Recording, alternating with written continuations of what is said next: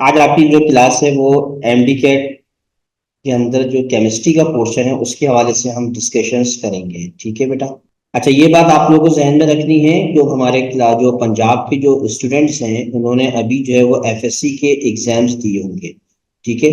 अब केमिस्ट्री का जो वेटेज है वो कितने नंबर ऑफ एमसीक्यूज हैं, या इंटर से एफएससी से बच्चों के दिमाग में एमडी कैट के अंदर एमसीक्यूज बड़े मुश्किल, एमडी कैट बड़ा टेस्ट मुश्किल, इसको पास करना मुश्किल, ये जहन में एक बच्चों के होता है। लेकिन ऐसा है नहीं। अगर आप सब पे सवार कर देंगे तो फिर मुश्किल हो जाएगी। आसान को लेंगे चीजों को, जो एफएससी के अंदर आप लोगों ने चीजें पढ़ी हैं। अच्छा, मैं आपसे ये बात कह रहा था कि केमिस्ट्री के अंदर जो पोर्शन है एमडी कैट के हवाले से, मैं आप लोगों ने एफएससी जो है वो एग्जाम्स अभी जो है वो दिए हैं और इंशाल्लाह आपका अच्छा रिजल्ट भी आएगा उसके अंदर। अब केमिस्ट्री के अंदर किस तरह प्रिपरेशंस करने हैं फॉर एमडी कैट, देखिए जिस तरह आपने एफएससी की एग्जाम्स की प्रिपरेशंस करी उसी को थोड़ा मॉडिफाइड करना है। उन्हीं को चीजों को थोड़े अच्छी तरह एमसीक्यूज की तरह पढ़ना है, उस टॉपिक की डिफरेंट डायरेक्शंस को सीखना है। ठीक है। आप लोगों से मैं ये सवाल पूछता हूं कि अगर आपने एफएससी किया किया है, कंप्लीट कर लिया, एग्जाम्स भी दे दिए, आपको क्यों जरूरत पड़ रही है कि आप एमडी कैट टेस्ट की प्रिपरेशंस करने की? कोई बच्चा बताएगा भाई? आप लोगों की राय भी तो दो कि आप लोग क्यों एमडी कैट की जो है वो क्लासेस अटेंड कर रहे हैं, क्या वजह है, ताकि आपको मैं पता चले कि आपकी क्या डायरेक्शंस हैं, क्या सोच है। तो फिर उस हवाले से फिर हम आपकी जो है सोच के हवाले से कुछ बात करेंगे और फिर इसी तरह ही अपनी तैयारी के हवाले से भी डिस्कस करेंगे। कोई बच्चा मुझे बताए कि आखिर वो क्यों तैयारी कर रहा है एमडी कैट टेस्ट की, ताकि हमारा एमडी कैट क्लियर हो जाए। ठीक है। तो एमडी कैट का कोर्स अलग है, एफएससी का कोर्स अलग है। ड्रीम डॉक्टर्स बनना है सर, कौन से अच्छे से क्लियर करने के लिए हो जाए ताकि मुस्तकबिल के अंदर जो है वो हम डॉक्टर बने। अल्लाह ताला आपको इंशाल्लाह जो है वो डॉक्टर बनाए भाई। अच्छा, पेपर में रिटर्न वर्क दिया है, पेपर में हमने एमसीक्यूज के पॉइंट ऑफ व्यू से जो है वो नहीं किया। जी इरफान गिल, आपका क्या क्वेश्चन है वो आप कर सकते हैं। अच्छा, मुख्तलिफ किस्म के बच्चों की ओपिनियन है कि फॉर एमडी कैट टेस्ट कुछ बच्चे कह रहे हैं कि हमने एमसीक्यूज की तैयारी नहीं करी, हमने सब्जेक्टिव और रिटर्न वर्क पे करी। कोई बच्चा कह रहा है कि हमें डॉक्टर बनना है तो कुछ करना पड़ेगा, अगर टेस्ट की तैयारी नहीं करी तो शायद हम डॉक्टर बन नहीं पाए। ठीक है भाई। देखिए भाई, एम कैट, देखो भाई, एम जो भी एंट्री टेस्ट है, कोई भी मेडिकल आप इंस्टीट्यूट्स में जाते हैं, सब ने जो है वो एंट्री टेस्ट दे दी है भाई। अच्छा देखें भाई, आप लोगों की राय मैंने सुन ली है। अच्छा बेटा, अब आपको ये बात जहन में रखनी है, क्योंकि हमारे पास जो स्टूडेंट्स हैं वो अक्सर मोस्टली पंजाब के स्टूडेंट्स हैं ना। अब आपको ये देखना है कि केमिस्ट्री के अंदर आप लोगों ने पूरे पंजाब के एतबार से अगर मैं बात करूं, एफएससी के अंदर ग्रेड 11 यानी क्लास 11 में और क्लास 12 में जितने भी चैप्टर्स पढ़े, क्या उस चैप्टर्स के हवाले से आपको डिस्कशंस जो है एमडी कैट के अंदर क्या करना है? सर सारे चैप्टर टेस्ट में पूछे जाते हैं। 54 एमसीक्यूज हैं आपके पास कितने एमसीक्यूज हैं? 54 एमसीक्यूज हैं केमिस्ट्री के अंदर। अब इन 54 एमसीक्यूज की जो प्रिपरेशन है वो हमें किस तरह करनी है? ठीक है, अब ये चीज सीखें, क्योंकि आपको देखें इंटर के अंदर अक्सर बच्चे रिटर्न वर्क करते हैं, सब्जेक्टिव क्वेश्चंस पे करते हैं, टॉपिक को एमसीक्यूज के नजरिए से नहीं देखते, जिसकी वजह से आसान एमसीक्यूज भी एमडी कैट के टेस्ट में उनके गलत हो जाते हैं। ठीक है। अब आपको क्या करना है, सबसे पहले तो सिलेबस की नो हाउ होनी चाहिए। क्या एमडी कैट पूरे कोर्स को फॉलो करता है? ये 54 एमसीक्यूज क्या होल कोर्स से आएंगे? ठीक है, या इसके लिए कुछ सेलेक्टिव टॉपिक है? तो आपको इस बात को पहले तय करना है। अगर आपको सिलेबस या अपनी लर्निंग आउटकम्स नहीं पता होंगी किसी भी चीज की, तो फिर आपकी प्रिपरेशन सही प्रॉपर नहीं हो सकती। ऐसा ना हो कि कोई टॉपिक अगर जो है कोर्स में मौजूद है वो आप मिस कर गए, उससे रिलेटेड एमसीक्यूज टेस्ट में आ गया तो नंबर कम आ सकते हैं। और अगर कोई टॉपिक जो है वो कोर्स का हिस्सा ही नहीं है, सिलेबस का हिस्सा ही नहीं है, उस पर आपने बड़ा फोकस किया, उसके बहुत तरह के एमसीक्यूज की प्रैक्टिस करी, लेकिन वो टाइम वेस्ट होगी आपको। तो ये सबसे पहले तो आपको ये देखना है कि जो सिलेबस आउटलाइन है, सारे बच्चे जानते हैं कि एमडी कैट का सिलेबस क्या है? पूरे पंजाब बोर्ड की जितनी बुक्स, पूरी जितने चैप्टर्स हैं, क्या वो सारे चैप्टर्स हैं? जल्दी से बताएं भाई, क्या वो सारे टॉपिक्स हैं? हर टॉपिक से जो भी चैप्टर में जितने भी टॉपिक्स हैं? नहीं। आपको सबसे पहले अपने जो पीएमडीसी का जो सिलेबस है वो डाउनलोड करना है। पीएमडीसी का जो सिलेबस है ये वेबसाइट के ऊपर अवेलेबल है, ये सिलेबस आपको क्या करना है, डाउनलोड करना है और आपको देखना है ड्यूरिंग लेक्चर कि हमारे सिलेबस का हर कंटेंट्स पूरा हो रहा है या नहीं हो रहा। ठीक है, ठीक है, ये सिलेबस आपके सामने आ गया। ठीक है, अच्छा, अब बुक के एतबार से बात है ना, हम देखें अगर पंजाब के मेडिकल के कॉलेज का टेस्ट देना चाह रहे हैं या नम्स का टेस्ट देना चाह रहे हैं तो सर इसके लिए कौन सी बुक को रीड करें। ठीक है भाई, अब बुक रीडिंग आप लोगों ने अपने एफएससी की एग्जाम्स के लिए की प्रिपरेशन के लिए बुक रीड की होगी, तो बुक्स के एतबार से अगर मैं बात करूं तो बुक आपको कौन सी फॉलो करनी है, पंजाब बोर्ड को केपी का सिलेबस। हाँ देखो भाई, सिलेबस के एतबार से अगर मैं बात करूं ना, सिंध का सिलेबस हो, केपीके का सिलेबस हो, ठीक है भाई, इसके अंदर सिर्फ वेरिएशंस है दो चार टॉपिक्स की बस सिर्फ। ठीक है, बाकी तो 90% केमिस्ट्री के भी आपके ऊपर बात कर रहा हूं, बाकी बायोलॉजी के टीचर और फिजिक्स के टीचर आपको अलग से बताएंगे। ठीक है, तो बुक जो है वो आपको देखें इसके अंदर कंटेंट्स थोड़े बहुत चेंज है, लेकिन जो बच्चा पंजाब बोर्ड की बुक से भी अगर प्रिपेयर होके ईटीए का टेस्ट यानी केपी का टेस्ट दे रहा है तो उसका अभी केमिस्ट्री पोर्शंस के लिए कोई परेशान होने की जरूरत नहीं है, उसके 54 एमसीक्यूज उस सिलेबस से आसानी से सॉल्व हो जाएंगे। तो बुक जो पढ़नी है आपको जितना अक्सर उस स्टूडेंट हमारे पास कौन से पंजाब के स्टूडेंट्स है ना। ठीक है, सिलेबस में सब टॉपिक का मतलब ये होता है रिमशा, जैसे कि फॉर एग्जांपल आपके पास एक जो है वो ऑर्गेनिक केमिस्ट्री एक जो है वो चैप्टर है, उसके सब टॉपिक्स में दे दिया isomerism, functional group, classification of organic compound. ठीक है, ये कहलाते हैं सब टॉपिक। ठीक है, ये आपको बुक के अंदर मिल जाएंगे, जो भी बुक आपके कोर्स की है जो बच्चे, और खास तौर पे जो सिलेबस अगर आप देखें तो पंजाब बोर्ड बड़ा इसके अंदर हेल्पफुल है। केपीके में थोड़े बच्चे पजल हो जाते हैं क्योंकि कुछ टॉपिक ऐसे हैं जो कि सिलेबस में मौजूद है लेकिन केपीके के बुक में मौजूद नहीं है, लेकिन पंजाब बोर्ड में ये तमाम सब टॉपिक मौजूद है। सिंध में एमडी कैट के लिए कौन सी बुक पढ़ेंगे, देखो सिंध के लिए देखो भाई बुक के एतबार से बात करो तो मुख्तलिफ सूबों के बच्चे हमारी क्लास में मौजूद हैं। ठीक है, तो आपके पास देखो भाई मैं इसके अंदर डायरेक्शंस बता देता हूं। जो सिंध के जो स्टूडेंट्स हैं वो जो new Sindh test board book अभी जो है अपडेट हुई है, तो आपको याद रखें कि जो बच्चे जिस प्रोविंस से बिलोंग करते हैं वो अपने बुक को फॉलो करेंगे जो लेटेस्ट एडिशन वाली बुक है।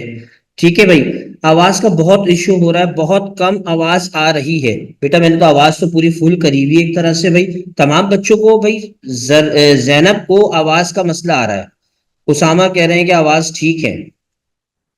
चले भाई, तो बेटा जैनब आपके इंटरनेट का मसला होगा, इस वजह से जो है वो प्रॉब्लम होगी, बाकी तो कुछ बच्चों ने मुझसे कहा है कि आवाज का कोई प्रॉब्लम नहीं है। ठीक है, देखो भाई ऑनलाइन के अंदर तो ये तो रहेगा, कभी आपकी तरफ से जो है वो आएगी कभी मेरी तरफ से आएगी, तो इस तरह जो है वो नरम गरम करके ही क्लास पूरी हो जाती होती है। तो जो सिंध के जो स्टूडेंट्स हैं बच्चों वो ये बात याद रखेंगे कि सिंध के जो स्टूडेंट्स हमारे पास हैं वो जो है वो कौन सी बुक को फॉलो करेंगे, वो न्यू एडिशंस वाली जो बुक जो अपडेटेड बुक है उसको फॉलो करेंगे फॉर एमडी कैट। सिलेबस वही होगा। देखो भाई आप सिंध की बुक उठाएं या पंजाब की बुक उठाएं, जो पीएमडीसी का जो सिलेबस है उस सिलेबस के जितने भी कंटेंट्स हैं वो दोनों बुक में सिंध के और पंजाब के दोनों में आपको मिलेंगे वो टॉपिक, और पंजाब बोर्ड के बुक में तो ये अंडरस्टूड है कि सारे टॉपिक मौजूद है। ठीक है, तो बुक को आपको क्या करना है, कैसे रीड करना है, देखो भाई आप जो भी आप टॉपिक पढ़ रहे हैं लेक्चर्स के अंदर तो उस बुक के अंदर जो पीएमडीसी सिलेबस के अंदर जो टॉपिक्स मौजूद हैं उसको रीड करके क्लास में आना है, ताकि आपके पहले क्वेश्चन जहन में हो कि सर आज जो है वो मोल्स पढ़ाएंगे, सर आज अल्काइल हैलाइड के रिएक्शंस पढ़ाएंगे, सर आज बेंजीन के इलेक्ट्रोफिलिक सब्स्टिट्यूशन रिएक्शंस को डिस्कस करेंगे। ठीक है, तो वो अगर टॉपिक अगर आप बुक से रीड करके आएंगे, क्योंकि बुक की एक लाइन से भी एमसीक्यूज एमडीकैट टेस्ट में पूछी जा सकते हैं। अच्छा, देखिए एक बच्ची ने कहा है कि सर बुक पढ़ने के लिए क्या कैमरे, देखो बुक आपको सिर्फ ओनली टेक्स्ट बुक पढ़नी है, ये बात याद रखो भाई। बुक सिर्फ आपको जो करनी है only text book. Sir federal board पढ़ लें, सर हम जो है वो कैम्ब्रिज की बुक रॉजर नॉरिस बुक पढ़ लें, सर कोई फला और जो है वो मैक्रो हिल जो बुक्स होती हैं इंटरनेशनल बुक वो पढ़ लें जस्ट नॉलेज के लिए। बेटा एमडी कैट टेस्ट में वैसे ही आपके पास टाइम कम होता है, तो फोकस उन चीजों पे करें जो रेलिवेंट हो, रेलिवेंट चीजों से आप करेंगे तो ज्यादा बेहतर है। तो बुक रीडिंग सिर्फ आपको अपने कोर्स की बुक जो आपने एफएससी के अंदर जो है वो पढ़ी है और जिसके एग्जाम्स दिए हैं। ठीक है, तो ये बात ध्यान में रखेंगे हुरैन।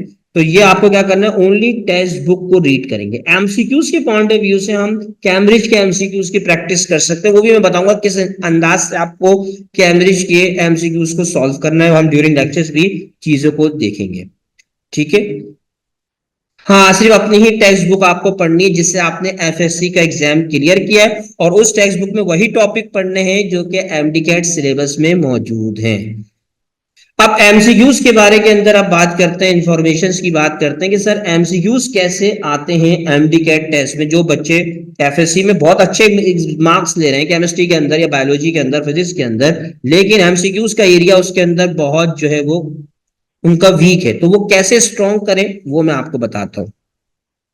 ठीक है बेटा, वॉइस पूरी प्रॉपर आ रही है सालिया? आप जरा अपने इंटरनेट के कनेक्शंस को जरा चेक कर लें दोबारा, क्योंकि जितने भी और स्टूडेंट्स हैं उनकी जानिब से मेरे पास यही इंफॉर्मेशन आ रही है कि वॉइस क्लियर है। अच्छा भाई, अब एमसीक्यूज की डायरेक्शन में कुछ एग्जांपल्स भी दूंगा ताकि आज जैसे मैं डेमो क्लासेस तो मैं आपको गाइड करता हूं कि आपको पढ़ना कैसे है। ठीक है अब देखो भाई, एमसीक्यूज की जो नेचर है, एक तो हमारे पास एमसीक्यूज आते हैं फैक्ट वाले, एक एमसीक्यूज है फैक्ट। अब देखो भाई, फैक्ट वाले अगर एमसीक्यूज की अगर हम बात करें जिसके अंदर जो है आपको मेमोराइज चीज है, जैसे फॉर एग्जांपल अगर मैं आपसे पूछूं कि गैस एसआई यूनिट, तो एक एग्जांपल भी साथ साथ दूंगा फैक्ट वाले एमसीक्यूज के हवाले से। SI unit of gas constant, SI unit of gas constant. अब इसके अंदर कोई दिमाग तो लगाना नहीं है, याद किया हुआ होगा तो आसानी से आप इसका आंसर दे सकते हैं। देखो भाई, अब रिमशा का दोबारा एक सवाल आ गया कि सिलेबस में जो चैप्टर है, चैप्टर के अलावा सिलेबस के जो चैप्टर्स हैं दूसरे उसके सब टॉपिक्स भी लिखे हुए हैं, वही सब टॉपिक्स पे रिमशा फोकस करेंगी सिलेबस के अंदर। ज्यादातर उन्हीं चैप्टर, जो चैप्टर गिवन है उन चैप्टर में जो सब टॉपिक है उन सब टॉपिक को फोकस करना है। वो आप आराम से अपनी टेक्स्ट बुक से मार्क कर सकती हैं। आ रही बात समझ में भाई रिमशा मजीद? देखो भाई, छोटी छोटी चीजें क्लियर करके जाना, लेकिन यही छोटी चीजें जो है वो बच्चों को प्रॉब्लम कर देती हैं। अच्छा भाई, अच्छा अगर फॉर एग्जांपल अगर मैं आपसे बात करता हूं कि एक फैक्ट वाले एमसीक्यूज की डायरेक्शन अभी मैं आपसे बात कर रहा हूं कि ऐसा यूनिट ऑफ गैस कांस्टेंट, ये एक जो एमसीक्यूज है इस तरह के, एक एग्जांपल मैंने दिया आपको कि ये है फैक्ट वाले एमसीक्यूज। तो सारे बच्चों को एफएससी के अंदर न्यूमेरिकल्स की प्रैक्टिस की होगी आपने स्टैंडर्ड 11 के अंदर, यानी कि ग्रेड 11 के अंदर, तो आपको ये चीजें याद होंगी, तो आपने खट से इसका आंसर बताना है। ये बेटा मैं आपको क्लास के बाद बता दूंगा वजीदुल्ला के केपीके के सिलेबस के हवाले से आपको क्या चीजें करनी है। अच्छा भाई, अभी मैं एमसीक्यूज के जो है वो क्राइटेरिया बता रहा हूँ, इंफॉर्मेशन दे रहा हूँ कि केमिस्ट्री के जो 54 एमसीक्यूज है ये किन किन डायरेक्शंस में किस किस अंदाज से टेस्ट में पूछे जाते हैं। अब ऐसा यूनिट ऑफ गैस कांस्टेंट क्या है? खट से आप लोग आंसर देंगे कि सर इसका आंसर आप जो देंगे वो देंगे 8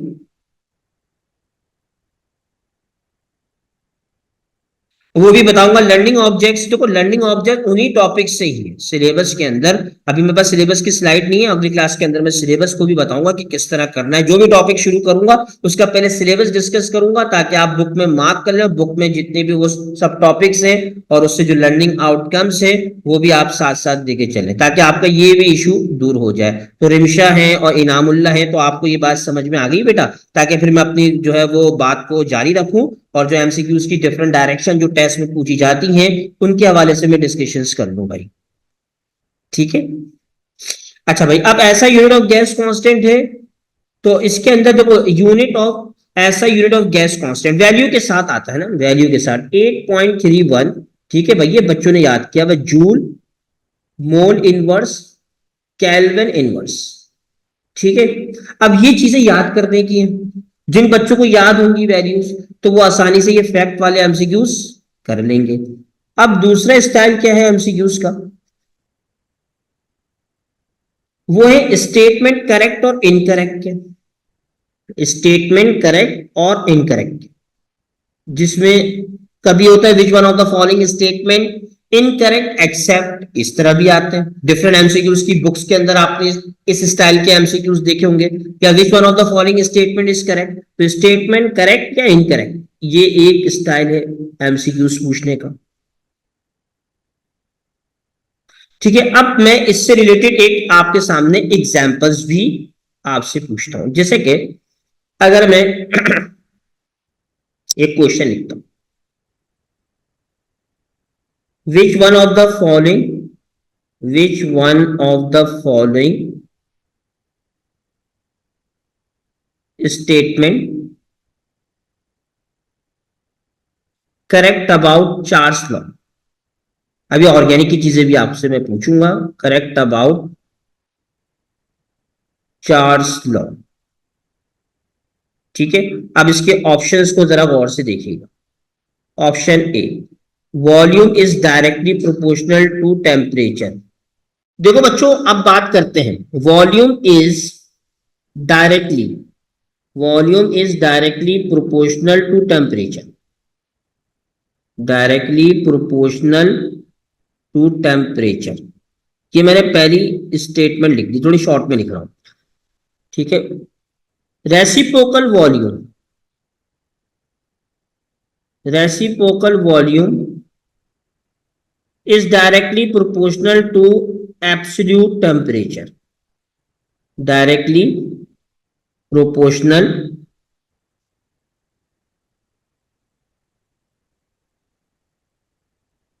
to absolute temperature.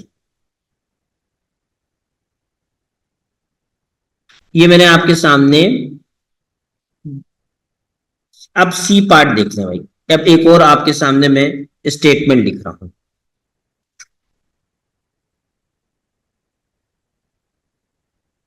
At 4 degree Celsius, the volume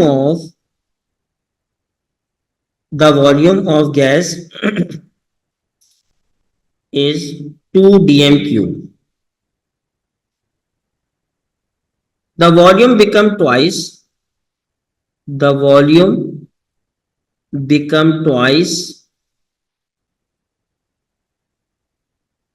at 8 degree Celsius. ये सी ऑप्शन में दें। ठीक है भाई, और डी ऑप्शंस में आपके सामने देता हूं नन। अब जल्दी देखो भाई, ये स्टेटमेंट वाले जो एमसीक्यूज होते हैं ना, इसको जरा आप जब भी मैं राइट कर रहा हूं, वरना मैं चाहता तो आपके सामने एक स्लाइड से पहले से लिखी भी दे देता, ताकि आपको टाइम मिल जाए इसको रीड करने का भाई। तो जल्दी से बताओ इसका आंसर क्या होगा भाई। भाई हुरैन कह रही है इसका आंसर ए है। अब देखो बच्चों को आसान, जो कितना आसान मैंने चीज दी, चार्ट को सबको बच्चों को पता है। कनीस अहमद जहरा कह रही है ए है, जैनब अली भी कह रही है ए है। देखो बच्चों, आपको पता है कि अब इस एमसीक्यूज के अंदर बच्चे क्या मिस्टेक करते हैं। अक्सर बच्चे इसका आंसर ए दे रहे हैं ना। अब सुनो, इसका आंसर ए नहीं है। क्यों नहीं है sir? Volume is directly proportional to temperature. अब टेम्परेचर याद रखें, टेम्परेचर के 3 स्केल होते हैं, सेल्सियस स्केल, फ़ारेनहाइट स्केल और केल्विन स्केल। आपको पता है कि चार्ल्स लॉ के अंदर जो टेम्परेचर, आपने न्यूमेरिकल्स भी कितने किए होंगे अपने एफएससी पेपर्स के अंदर, लेकिन थोड़ा बहुत भी अगर सोचें तो यही सोचने के लिए आपको टेस्ट की तैयारी करनी पड़ती है कि बच्चे बोलते हैं यार इतनी आसान चीज थी, पहले जहन में क्यों नहीं आई।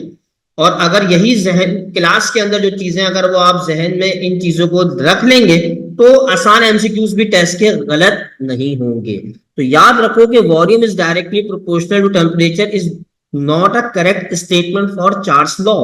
ठीक है, अब ये चीज जहन में रखेंगे तो ये वॉल्यूम याद रखेंगे कि जो आपको मैं बात कर रहा हूं ये बार बार, तो केल्विन, चार्ल्स लॉ के अंदर टेम्परेचर जो होता है वो केल्विन में होना चाहिए।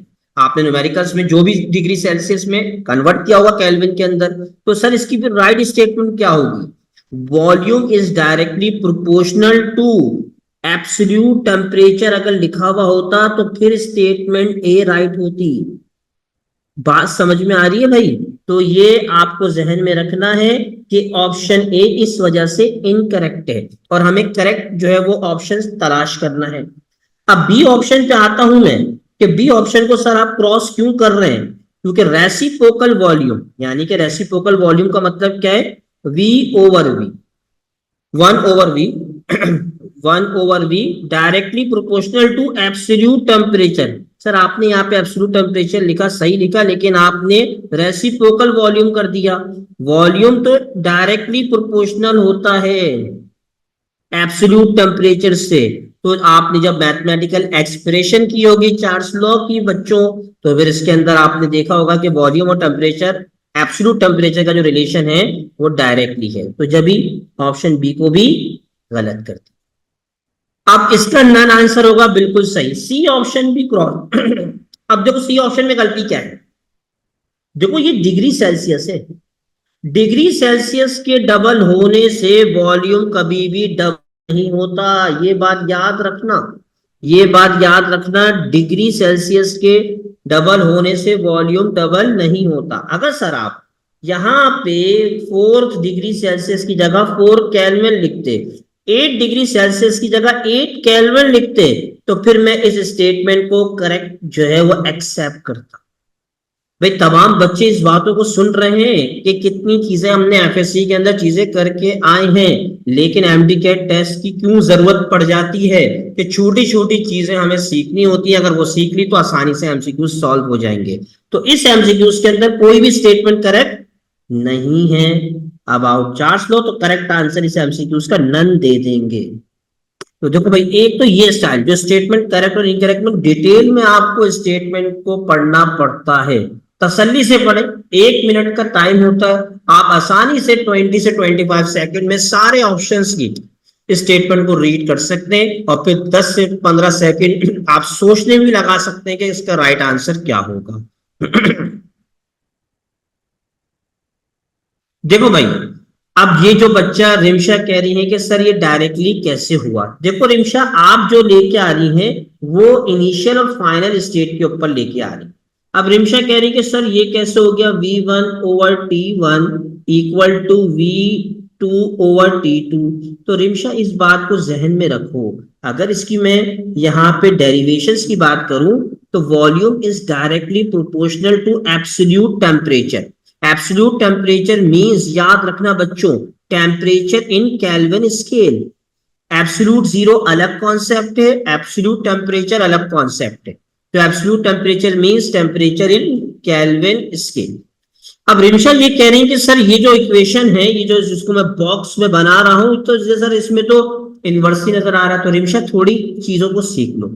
अब ये प्रोपोर्शनली का साइन हटाऊंगा तो मैं क्या आ जाएगा, के आ जाएगा, V इज इक्वल टू के टी। ठीक है, अब इस बात को सामने रखते हुए, इस बात को सामने रखते हुए अगर मैं इस प्रोपोर्शनली के एतबार से जो जो के है, ये क्या है, ये के है प्रेशर रिमेन कांस्टेंट।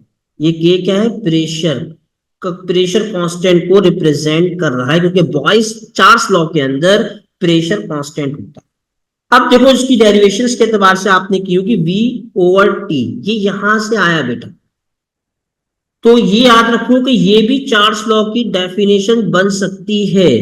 ये एक और डेफिनेशन हम चार्ल्स लॉ को इस तरह भी एक्सप्लेन कर सकते हैं, the quotient of, the quotient, quotient कहते हैं फ्रैक्शंस के एतबार से, the quotient of volume and absolute temperature, volume and absolute temperature,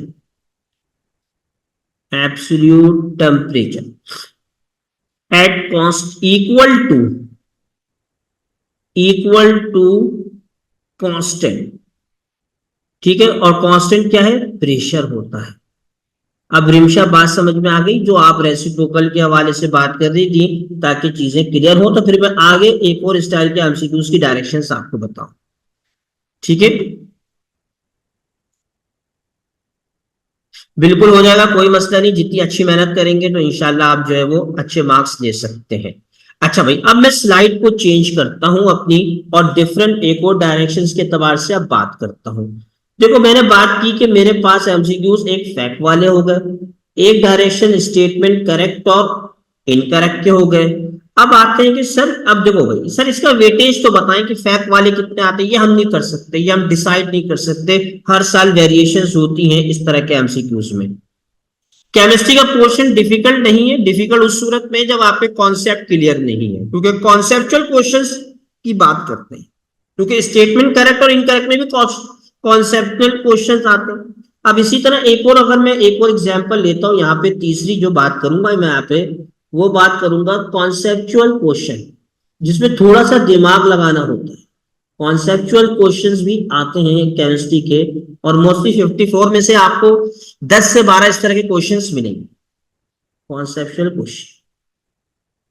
अगर मैं इसका भी एक हिंट दे देता हूं, इसका भी एक अंदाज किस तरह के आती चीजें, वो भी देख लेते हैं।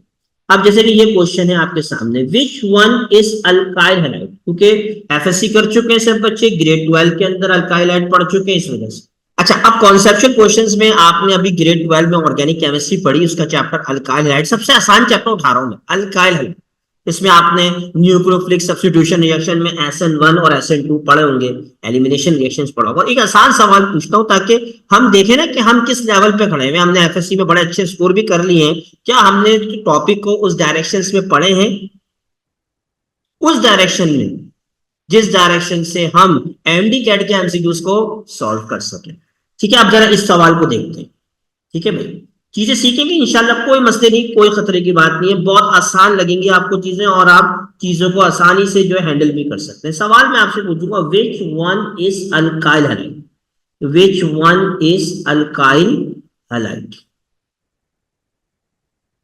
ये सवाल। ठीक है, अब इसके ऑप्शंस को जरा देखते हैं। 2,3 डाइमिथाइल,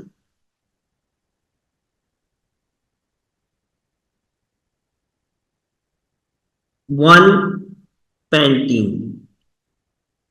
ठीक है, बल्कि इसको आसान कर लेते हैं और जरा इसको चीजें को, 2,3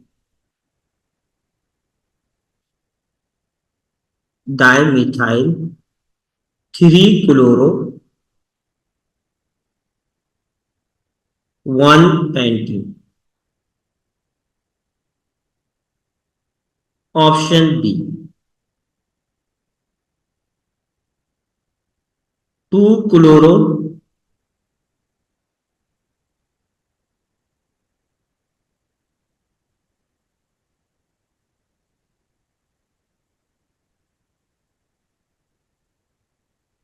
साइक्लो, मतलब क्लोरो साइक्लोपेंटेन कर ले, क्लोरोसाइक्लोपेंटेन। इतना मुश्किल दूंगा तो फिर मुश्किल हो जाएगी, आसान करके मैं चाह कि जितना आसान सवाल बने उतना। तो इसके अंदर chlorocyclopentane, chlorocyclopentane. Option C, 2,3 dichloropentane, 2,3 dichloropentane. Option D, 2,3 tri 2 chloropentane. अब इसमें बताएं कि which one is alkyl halide. ये थोड़े कॉन्सेप्चुअल क्वेश्चन सबसे इजी लेवल का मैं आप लोगों के सामने दिया भाई। जुल्कर जियाउल हक कह रहे हैं कि सी आंसर है, कनीस अहमद कह रहे हैं, कनीस अहमद जहरा सी, अरीबा ए, अब्दुल हसीब राजपूत डी कह रहे हैं, उमैमा इकबाल जो कह रही है वो बी कह रही है। ये अभी आपने टॉपिक पढ़ा अपने एफएससी एग्जाम्स के लिए भी प्रिपरेशंस की। अब देखो बच्चों, रिमशा कह रही है डी आंसर है, सारीन खलील कह रहे हैं डी आंसर है, हुरैन कह रही है डी आंसर है, अब्दुल हसीब कह रहे हैं। देखो सारे इन्वॉल्व होंगे तो मुझे पता चलेगा कि कौन बच्चे इंटरेस्ट है। अब देखो भाई, बड़ा आसान कर ले भाई, जिन बच्चों ने डी आंसर दिया ना वो राइट। बहुत सारे बच्चों की चैट बॉक्स में रिमशा ने, सरीन ने, सैफुर रहमान ने डी आंसर दिए। अब जो बच्चों ने गलत आंसर दिए, परेशान होने की जरूरत नहीं। अभी इसका की कॉन्सेप्ट देख लोगे तो आप बोलोगे अच्छा इसको इस तरह समझते हैं। तो अल्काइल हैलाइड के एतबार से बात देखो भाई, अल्काइल हैलाइड है क्या?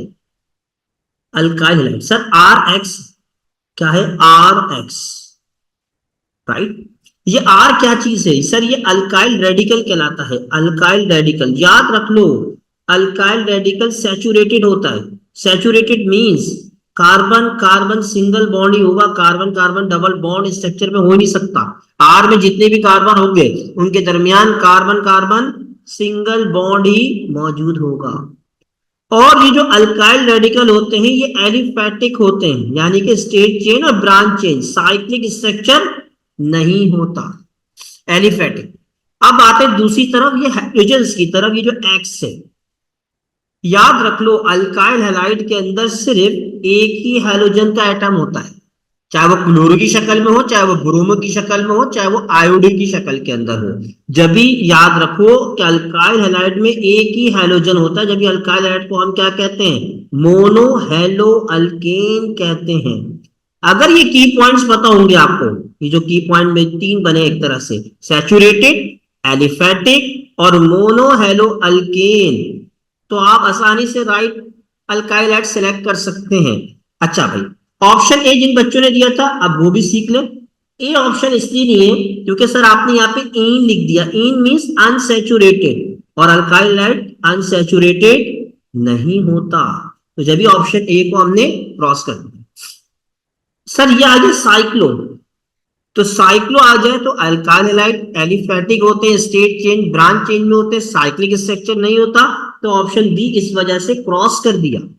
सी ऑप्शन किस वजह से क्रॉस किया, सर आपने यहाँ पे दो क्लोरो लगा दी, अल्काइल हैलाइड में सिर्फ एक ही क्लोरो होता है, तो जब भी ऑप्शन सी को भी क्रॉस कर दिया। डी ऑप्शन इसलिए सिलेक्ट किया बेटा, इसको जरा नोट कर लेना, क्योंकि सर ये एन है, एलिफेटिक है, स्टेट चेन स्ट्रक्चर शो हो रहा है, और एक ही हैलोजन है जो कि दूसरे कार्बन के ऊपर अटैच है। तो जो बच्चे जिन्होंने गलत आंसर दिए थे, अब बेटा क्लियर हो गया कॉन्सेप्ट आप लोगों को कि आसान चीजों से एमसीक्यूज आते हैं, बच्चे इसमें सिली मिस्टेक करते हैं, लेकिन कुछ बच्चों ने एमसीक्यूज का आंसर भी दिया। ठीक है, तो ये कॉन्सेप्चुअल क्वेश्चंस के एतबार से हम इस तरह भी डिस्कशंस कर सकते हैं, और ऑर्गेनिक केमिस्ट्री के अंदर किस तरह की चीजें आती है वो भी मैं आपको साथ साथ इसमें बताऊंगा जब ऑर्गेनिक के टॉपिक हम करेंगे।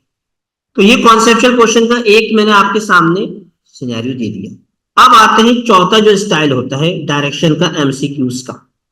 ठीक है, देखो हर टॉपिक के अंदर हम इस तरह ही सीखेंगे कि फैक्ट वाले एमसीक्यूज कैसे बन सकते हैं, इसकी कॉन्सेप्चुअल एमसीक्यूज किस तरह आते हैं, स्टेटमेंट करेक्ट और इनकरेक्ट मोस्टली डेफिनेशन से पूछे जाते हैं।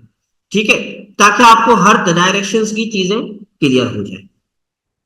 अब फोर्थ इस जो है हम बात करेंगे न्यूमेरिकल बेस्ड एमसीक्यूज।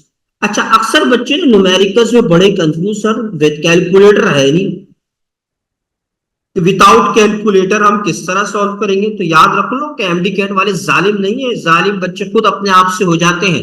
आप विदाउट कैलकुलेटर ही उस एमसीक्यूज को सॉल्व कर सकते हैं, थोड़ी बहुत मैथ की चीजें आनी चाहिए। और मैं जितने भी यहाँ पे क्वेश्चन कराऊंगा न्यूमेरिकल बेस्ड, जो कि खासतौर पे बेसिक कॉन्सेप्ट जो पंजाब बोर्ड की बुक का पहला चैप्टर है, और दूसरे केबीके के बुक में स्टिशियोमेट्री के नाम से चैप्टर है।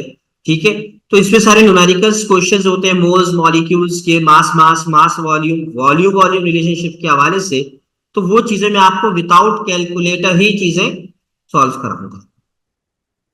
प्रैक्टिस जोन मिलेगा बेटा आपको, प्रैक्टिस बुक्स पूरी एक तरह से आपको, टेस्ट पूरा सिस्टम ऑनलाइन टेस्ट की आपको मिलेगी, छा जाओ प्रैक्टिस जोन के नाम से, जिसमें आपको चैप्टर वाइज टेस्ट है, और जो टॉपिक मैं पढ़ाते रहूंगा उसके भी टॉपिक रिलेटेड आपको टेस्ट मिलते रहेंगे, जो चीजें सीखते रहेंगे साथ साथ प्रैक्टिस करते रहेंगे, ताकि आपका जो टॉपिक है वो भी स्ट्रांग हो जाए। जब टॉपिक एंड हो जाएंगे तो फिर आप उसका चैप्टर टेस्ट देके अपने इंप्रूवमेंट कर सकते हैं। तो इस तरह हम जो आपसे लेके चलेंगे, बुक की वो सारी चीजें आपको पोर्टल यानी कि ऑनलाइन प्लेटफॉर्म के ऊपर प्रोवाइड की जाएगी। अच्छा, वो मैनेजमेंट से आप राब्ता करके कर लें, मुझे तो अभी तक यही इंफॉर्मेशन है, आप मैनेजमेंट से जो है वो उनसे जो है वो कांटेक्ट करके इस हवाले से बात कर सकते हैं। अब न्यूमेरिकल्स के एतबार से अगर हम बात करते हैं कि न्यूमेरिकल्स के क्वेश्चंस, एक सैंपल क्वेश्चंस में अगर आपके सामने देता हूं और उसको विदाउट कैलकुलेटर अगर सॉल्व करना है। अच्छा, ये बात याद रखो कि अल्काइल हैलाइड में मोनो हेलो एल्केन्स की जो मैंने बात की ना, अगर फॉर एग्जांपल ये स्ट्रक्चर्स मैं ड्रॉ कर रहा हूं ना, ये स्ट्रक्चर अगर मैं ड्रॉ कर रहा हूं, ठीक है, इसके अंदर मैंने क्लोरो भी लगा दिया और ब्रोम भी लगा दिया, इसको भी अल्काइल हैलाइड में नहीं कह सकता क्योंकि इसके अंदर आपने हैलोजेंस दो लगा दिए, क्लोरो और ब्रोमो, तो इसको भी मैं अल्काइल हैलाइड नहीं कह सकता। जियाउल हक, आ रही बात समझ में बेटा, क्योंकि मोनो हेलो अल्केन का मतलब क्या है, सिर्फ एक ही हैलोजन, चाहे वो क्लोरीन की सूरत में हो चाहे वो ब्रोमीन की सूरत के अंदर हो। अंडरस्टैंड भाई। अब न्यूमेरिकल बेस्ड क्वेश्चंस का जरा स्टाइल देख लो भाई। अच्छा, न्यूमेरिकल्स पे याद रखेंगे कि 54 एमसीक्यूज में अगर लास्ट 3-4 ईयर के अगर टेस्ट देखेंगे एमडी कैट के, तो न्यूमेरिकल्स 2 से 3 आए मैक्सिमम। तो बच्चे न्यूमेरिकल खासतौर पर केमिकल इक्विलिब्रियम के न्यूमेरिकल जो विदाउट कैलकुलेटर प्रॉब्लम्स करते हैं, ठीक है, उसके अंदर मसला आ जाता है।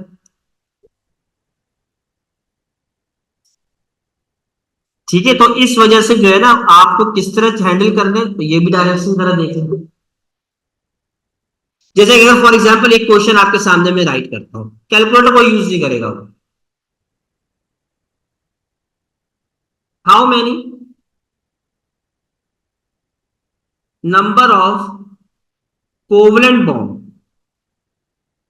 How many number of covalent bond present in 4.5 gram H2O, ये क्वेश्चन। अब इसको जरा आपके सामने मैं पॉज करो, मैं इसके ऑप्शन नहीं लिख रहा। देखिए, आपको कभी भी जब न्यूमेरिकल बेस्ड क्वेश्चन आ जाए ना, तो आप क्वेश्चन को पढ़ के अपना पहले सोल्यूशन निकालिएगा।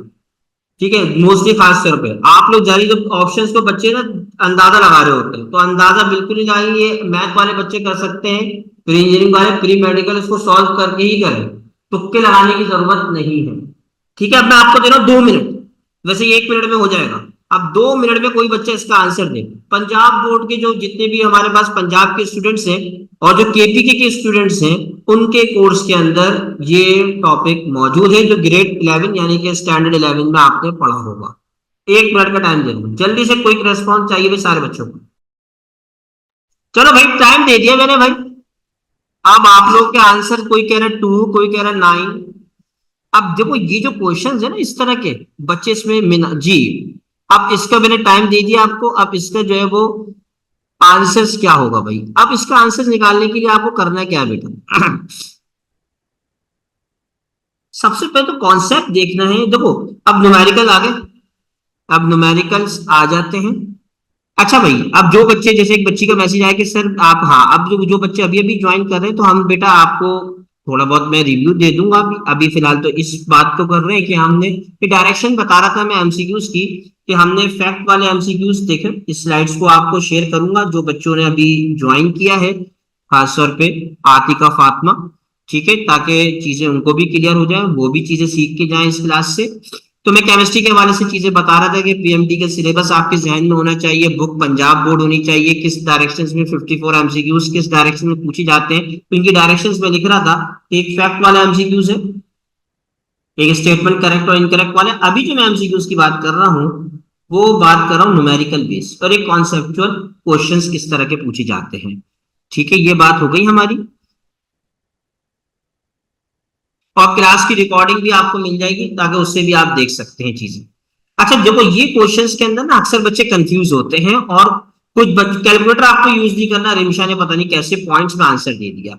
अब देखो भाई, ये आंसर करेक्ट है, ये आंसर करेक्ट नहीं है। अब जरा सुनो भाई, कभी भी ऐसा सवाल आ जाए जिसमें कोई भी कंपाउंड के ग्राम दे दिए जाएं और उसके कोई भी नंबर पूछे जाएं, नंबर ऑफ कोवलेंट ग्राम दिए जाए, क्या दिए, ग्राम, नंबर ऑफ कोवलेंट बॉन्ड पूछे जाएं, या नंबर ऑफ सिग्मा बॉन्ड पूछे जाएं, ठीक है भाई, ये नंबर ऑफ एटम पूछे जाएं, नंबर ऑफ एटम पूछे जाएं, या नंबर ऑफ मॉलिक्यूल्स पूछे जाएं, तो वो डायरेक्शन एक ही है, बस आपको पिक करना है सवाल को भाई, या नंबर ऑफ मॉलिक्यूल्स पूछे जाएं।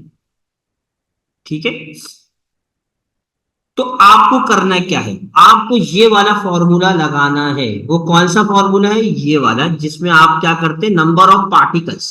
अब सबके लिए एक ही फॉर्मूला आपको फॉलो करना है, मास ओवर मोलर मास, क्योंकि मास गिवन है, molar mass multiply bye Avogadro number. ठीक है, इस वाले फॉर्मूले से इस क्वेश्चन को सॉल्व करना है आपको। तो किसी भी मॉलिक्यूल के, कंपाउंड्स के, आइंस के अगर ग्राम्स गिवन है, और उस कंपाउंड या मॉलिक्यूल्स के या आइंस के सिग्मा बॉन्ड, एटम, मॉलिक्यूल या कोवेलेंट बॉन्ड के नंबर्स पूछे जाएं, तो आपको वही नंबर ऑफ पार्टिकल्स का फॉर्मूला, जो कि mass over molar mass multiply by NA होता है, या इसका formula mole multiply by NA होता है। तो दोनों अंदाज से हम इसको सॉल्व कर सकते हैं, लेकिन फॉर्मूला कौन सा लगेगा, ये वाला फॉर्मूला लगेगा जो मैंने यहां पे राइट किया। अब मैं इसको सॉल्व करता हूं आपके सामने, ठीक है भाई, ताकि आपको बच्चों क्लियर हो जाए चीजें। तो आसान चीजें हैं और एमसीक्यूज में कोई परेशानी नहीं होगी। अब ये देखो भाई, अब इसकी कैलकुलेशंस के दोबारा से मैं यहां पे शुरू करता हूं कैलकुलेशन। देखो हमारे पास जो है ना, कितना ग्राम दिया हुआ है वाटर का, 4.5 ग्राम। 4.5 ग्राम वाटर का मास दिया हुआ है। जिसका मास लिखते हैं उसका मोलर मास लिखते हैं। अब हुरैन ने आंसर दे दिया भाई, हुरैन ने आंसर देने की बिल्कुल कोशिश की है। 4.5 किसके, वाटर के मास, जिसका मास उसी का मोलर मास। वाटर का जो मोलर मास होता है वो क्या होता है, 18 होता है। तो आपने क्या कर दिया, यहाँ पे 18 लिख दिया, मल्टीप्लाई बाय 6.02, क्योंकि हम जानते हैं कि एवोगैड्रो नंबर की वैल्यू कांस्टेंट होती है। 1 mole of any particle any substance is always equal to 6.02 10⁻23। अगर यहां तक आपने सोल्यूशन किया, कुछ बच्चों ने सोल्यूशन किया होगा, लेकिन आपका आंसर क्या आएगा, अगर जो बच्चे ये आंसर को कैलकुलेट करेंगे तो उससे जो उनको आंसर मिलेगा वो नंबर ऑफ कोवलेंट बॉन्ड नहीं मिल पाएगा, बल्कि क्या आंसर मिलेगा सर, नंबर ऑफ मॉलिक्यूल्स मिल जाएंगे इन 4.5 ग्राम ऑफ वाटर। लेकिन हमें नंबर ऑफ मॉलिक्यूल्स थोड़ी चाहिए, हमें तो नंबर ऑफ कोवलेंट बॉन्ड चाहिए। तो हम क्या करेंगे, वाटर के स्ट्रक्चर्स को ड्रॉ करेंगे, जो आपने वीएसपीआरटी थ्योरी के अंदर ड्रॉ किया होगा इस तरह कुछ।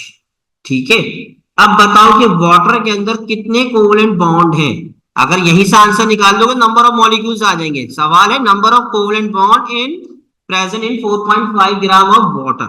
तो नंबर ऑफ कोवलेंट बॉन्ड कितने, 2 कोवलेंट बॉन्ड है वाटर मॉलिक्यूल्स के अंदर, 2 कोवलेंट बॉन्ड। ठीक है, तो ये जो वैल्यू है इसको क्या करेंगे आप, मल्टीप्लाई बाय 2 कर देंगे। ठीक है, मल्टीप्लाई बाय 2। अब जो आपका आंसर आएगा वो number of covalent bond present in 4.5 gram water आपका आंसर आ जाएगा। अब इसको विदाउट कैलकुलेटर आप सॉल्व कर सकते हैं। 2 1 जा 2, 2 9 जा 18, कैंसिल आउट। अब कॉमन सेंस यूज करनी है सर, 4.5 का जो डबल होता है वो क्या होता है, 9 होता है। तो इसका मतलब ये होगा कि सर 4.5 1 जा 4.5 2 जा 9, यहां से कैंसिल आउट कर दिया हमने। ठीक है, तो कॉमन सेंस यूज करनी है। पॉइंट के टेबल भी आप कर सकते हैं आसानी से इस तरह, ताकि आप 15 से 20 सेकंड में आंसर दे दें। अब क्या होगा, 2 1 जा 2, 2 3 जा 6, पॉइंट अपनी जगह पे, जीरो अपनी जगह पे, और 2 1 जा 2, तो इसका मतलब आंसर क्या आ जाएगा, 3.01 मल्टीप्लाई बाय 10⁻23। तो बच्चों इस तरह के जब सवाल आते हैं तो बच्चे कंफ्यूज के कैलकुलेटर 6.010 एक्सपोनेंट की वैल्यू कैसे करेंगे, तो आपको घबराने की जरूरत नहीं है, आसानी से आप कैलकुलेशंस कर सकते हैं विदाउट कैलकुलेटर। आ गई बात समझ में सबको भाई, जल्दी से बताएं भाई, जल्दी से चैट बॉक्स में बताएं भाई। न्यूमेरिकल्स का मैंने एक आपको दिया, वैसे आप जो बच्चे न्यूमेरिकल्स में बहुत कंफ्यूजन है, न्यूमेरिकल बहुत ज्यादा प्रैक्टिस कर रहे होते हैं, तो मैं उनसे गुजारिश करता हूं बेटा कि आप ज्यादातर जो क्वेश्चन है वो कॉन्सेप्चुअल क्वेश्चंस हैं, फैक्ट वाले जो क्वेश्चंस है उसमें फोकस कर लें बनिस्बत न्यूमेरिकल की, जो पहले से जिनकी न्यूमेरिकल साइड वीक है, क्योंकि न्यूमेरिकल्स का पोर्शन एक तो कम है। ठीक है, और सिलेबस के अंदर जो न्यूमेरिकल्स है वो 4-5 टॉपिक से रिलेटेड है। अच्छी बात है कि प्रैक्टिस करें, लेकिन इतनी ज्यादा प्रैक्टिस में ना घुस जाएं कि आपके जो फैक्ट हैं और कॉन्सेप्चुअल एमसीक्यूज हैं वो डिस्टर्ब ना हो। तो इस तरह प्रिपरेशन, जो बच्चे मैथ्स में बड़े अच्छे हैं तो वो न्यूमेरिकल पोर्शन को लाजमी अटेम्प्ट करें पेपर्स के अंदर। ठीक है, तो ये भी एक डायरेक्शंस होती है एमसीक्यूज की। तो ये तमाम बच्चों को क्लियर हो गई भाई। तो ये चीज आपको देखो बेटा इस तरह लेके चलोगे, कहीं भी आप एमडीकेट टेस्ट की प्रिपरेशन अगर करोगे ना तो इस तरह ही डायरेक्शन से करना है। कोई भी टॉपिक पढ़ना है तो आपको देखना है कि भाई इन इन डायरेक्शन से एमसीक्यूज पूछे जा सकते हैं। इसके लिए प्रैक्टिस मटेरियल्स जो आपको दिया जाता है तो उसके अंदर भी आपको अंदाजा हो जाएगा कि किस तरह हम टॉपिक को लेके चले। तो ये 4 डायरेक्शन के एमसीक्यूज आते हैं। याद करने का काम भी करना है, समझने का काम भी करना है, कैलकुलेशंस का भी काम करना है, और थोड़े बहुत चीजों को बारीकियों से भी देखना है, ताकि आसान, जैसे भी आपने चार्ट्स में अक्सर बच्चों ने गलत किया, टेम्परेचर में थोड़ी मैंने चेंज कर दी, एब्सोल्यूट टेम्परेचर लगाना भूल गया मैं अपने स्टेटमेंट में। तो ये चीजें देखनी है, तो इस तरह आप आसानी से जो है चीजें कर सकेंगे। ठीक है, अब आयनिक बॉन्ड में देखो, आयनिक बॉन्ड्स के एतबार से अगर हम बात करते हैं ना, आयनिक बॉन्ड्स के अंदर आयन से पूछ लेते हैं। जैसा अगर इसी सवाल को देखो आयनिक बॉन्ड्स पे नंबर ऑफ आयन से भी सवाल आ सकता है। जैसे कि अगर मैं यहाँ पे अगर कोई बच्चा न्यूमेरिकल्स के एतबार से बात करता है, जैसे कि अगर मैं आपके सामने ये पूछ लूं भाई, हाउ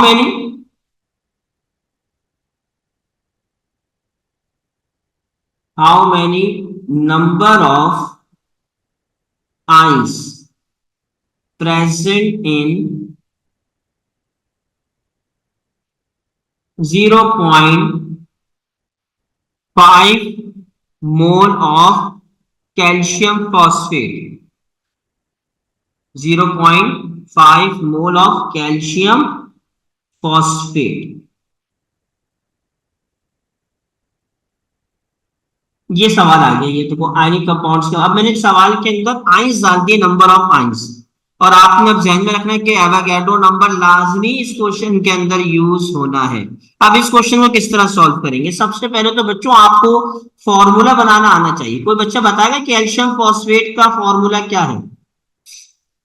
देखो नंबर ऑफ आइंस पूछा है मैंने, ठीक है भाई, नंबर ऑफ आइंस पूछा है, नंबर ऑफ पार्टिकल्स नहीं पूछा। अगर पार्टिकल पूछता तो ये जो अब्दुल हसीब जो कह रहा है वो आंसर सही होता, हाफ बिल्कुल सही। देखो कैल्शियम फॉस्फेट का फॉर्मूला, उमैमा बेटा बहुत आसान है।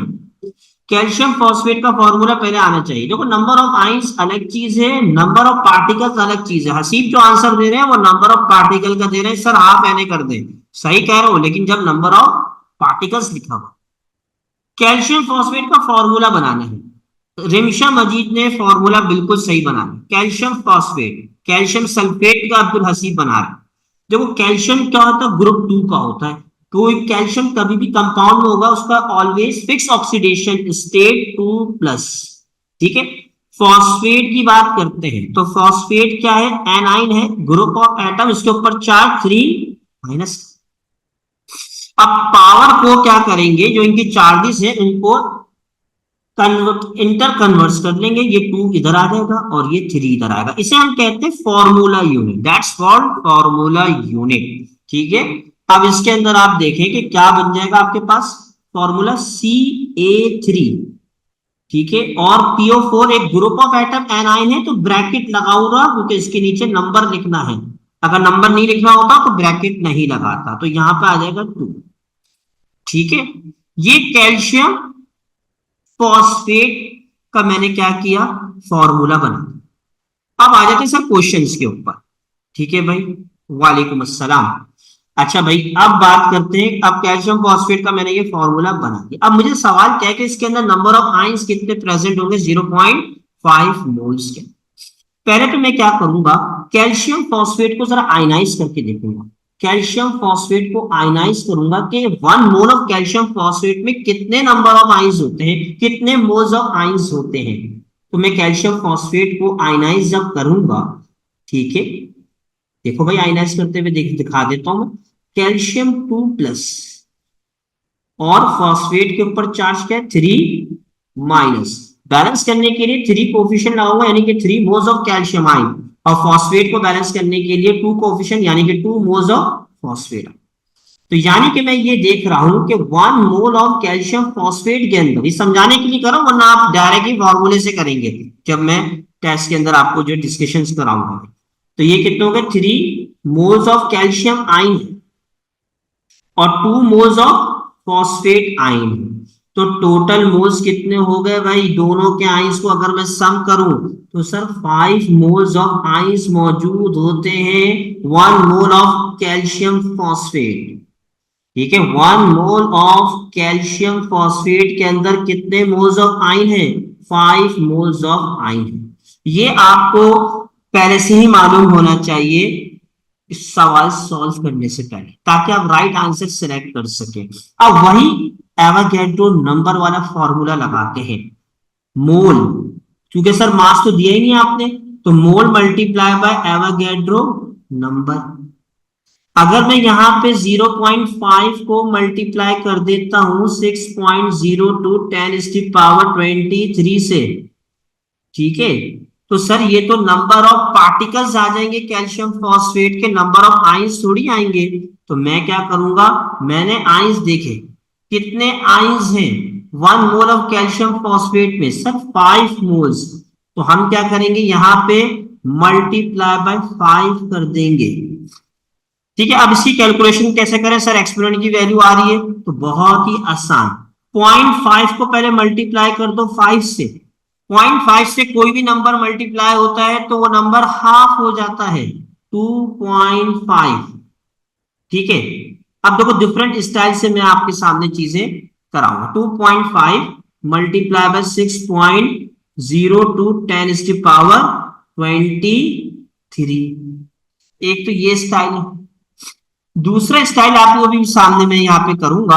अब एक कुछ बच्चे मैथ बड़ी स्ट्रॉन्ग, कुछ बच्चे इस सवाल को इस तरह भी डायरेक्शंस में करते हैं कि सर 0.5 जो होता है वो 1/2 के बराबर होता है, मल्टीप्लाई बाय 6.02 10⁻23 मल्टीप्लाई बाय 5। ठीक है, आ रही है बात समझ में बेटा आप लोगों को? आप देखो, आप इसको कैंसिल आउट कर दो, ये चीजें मैथ की चीजें भी आपको सीखनी है, फिजिक्स में भी काम आएंगी और केमिस्ट्री में भी। तो 2 1 जा 2, 2 3 जा 6, 3.01 कर दिया आपने। ठीक है भाई, अब क्या हो जाएगा भाई, 5 3 जा 5 3 जा क्या होता है भाई 15, तो 15 लिख देंगे और मल्टीप्लाई बाय 10⁻23। पॉइंट्स वाले को मल्टीप्लाई करने की जरूरत नहीं है क्योंकि इतनी कॉम्प्लिकेटेड ऑप्शंस नहीं आते, डायरेक्ट आप इसका ये आंसर दे देंगे। आ गई बात समझ में?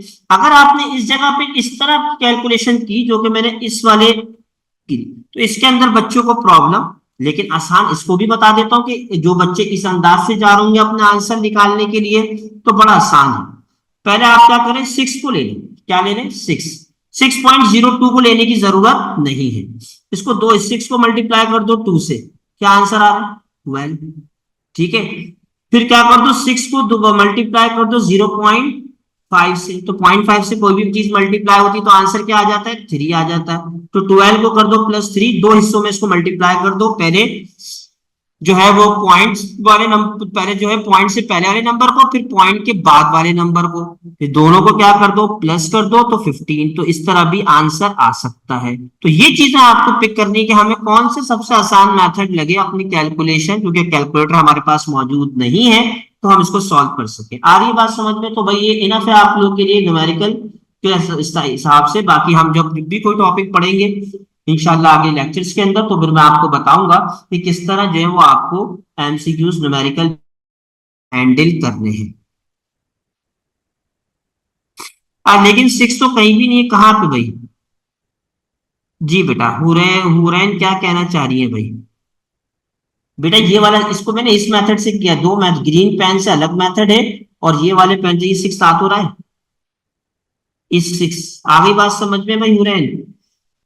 ये देखो पहले 6 को 2 से मल्टीप्लाई किया, फिर यही 6 को मैंने 0.5 से मल्टीप्लाई किया, ये मैं बताना चाह रहा हूं। आ गई बात समझ में?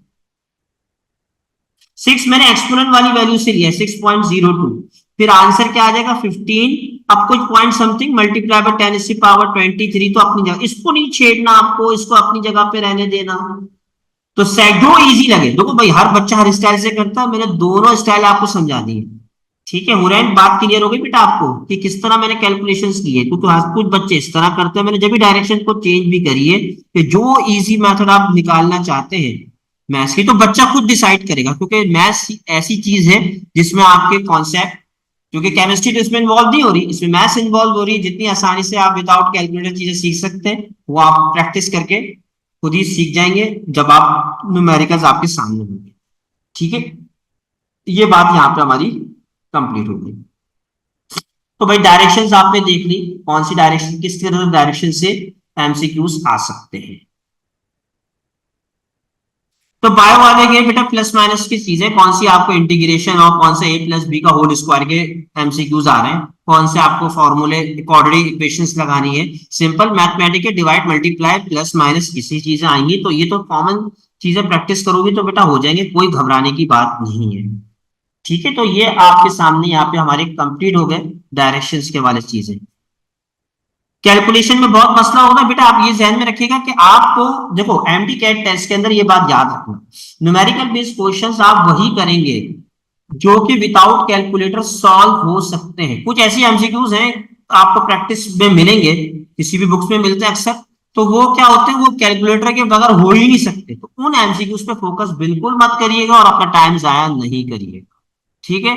तो इसी तरह की चीजें थोड़ी ट्रिकी होते हैं, थोड़ा कॉमन सेंस यूज करना होता है, आंसर निकल जाएगा आपका।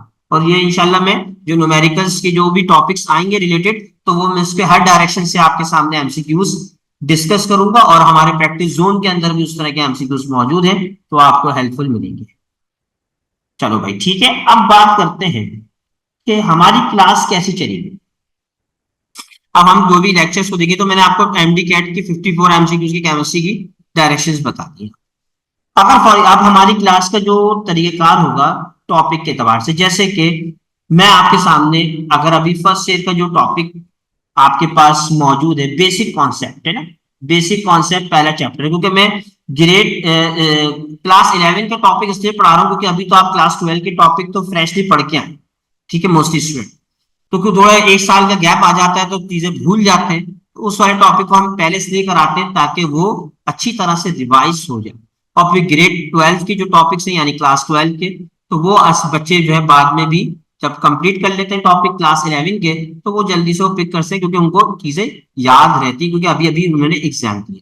तो हम क्लास 11 के टॉपिक बेसिक कॉन्सेप्ट जो पंजाब बोर्ड का जो है बुक का चैप्टर है फर्स्ट, और इससे रिलेटेड जो पीएमसी सिलेबस में चीजें मौजूद है, वो हम यहाँ पे डिस्कस करेंगे। और किस तरह पढ़ेंगे वो जरा आप देख लीजिएगा बेटा, ताकि आपको पता चल जाए कि केमिस्ट्री क्लास होगी कैसे। बेसिक कॉन्सेप्ट हमारा पहला चैप्टर है।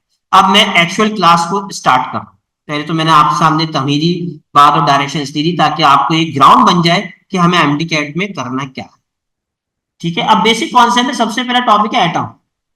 सबसे पहला टॉपिक क्या है, एटम। एटम बचपन से पढ़ते हुए आ रहे हैं, ठीक है। अब मेरा तो स्टाइल यही है कि भाई बच्चों को शुरू में ही उनके सामने जो है ना सवाल रख देना, ठीक है।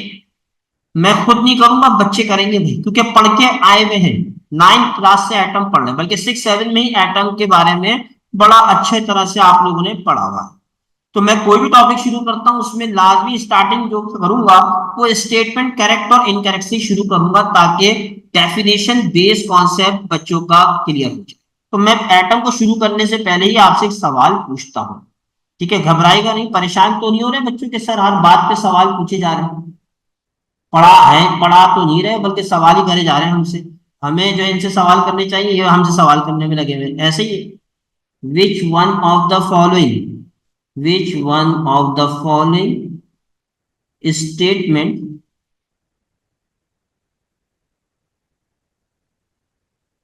correct about atom, ठीक है।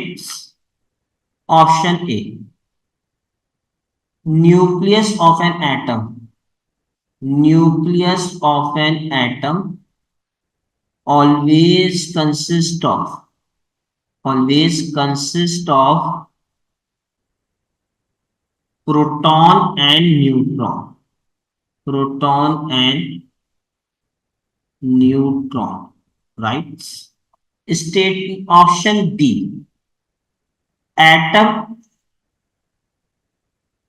exists independently.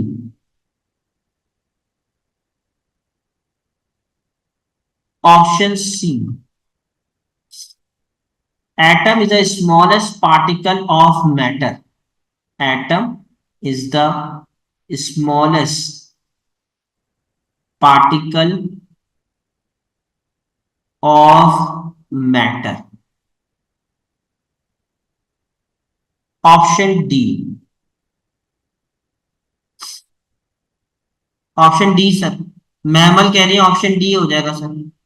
ये तीनों जो है वो क्या बोलते हैं, महमल खान कह रहे हैं कि सर ये तीनों स्टेटमेंट आपने गलत लिखी, जो ऑप्शन डी लिखेंगे वो करेक्ट होगा। ये बच्चा बड़ा एडवांस चल रहा है, अभी जरा देख लेते हैं, ऑप्शन डी को भी थोड़ा घुमा देते हैं। देखो तो ये बड़े तीनों स्टेटमेंट बड़ी, more than 100 particles present in an atom,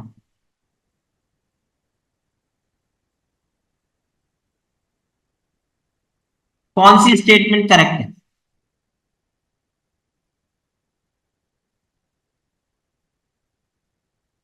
कोई कह रहे डी, कोई कह रहे सी।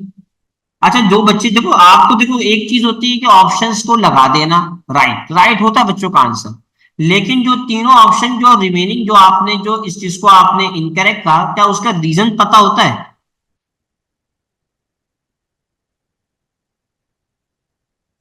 अब इसमें बच्चे हमारे बड़े परेशान होते हैं ना। अब देखो चीजें पता होंगी तो आसान, देखो कोई भी एमसीक्यूज करो ना।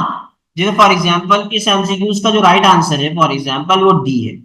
आपने डी देख लिया तो ये भी पता होना चाहिए कि ए बी सी गलत क्यों है। इससे आपको, अगर ये चीज आप एमसीक्यूज को इस तरह पढ़ोगे ना, तो आपके एक एमसीक्यूज से 10 एमसीक्यूज आप सीख जाओ।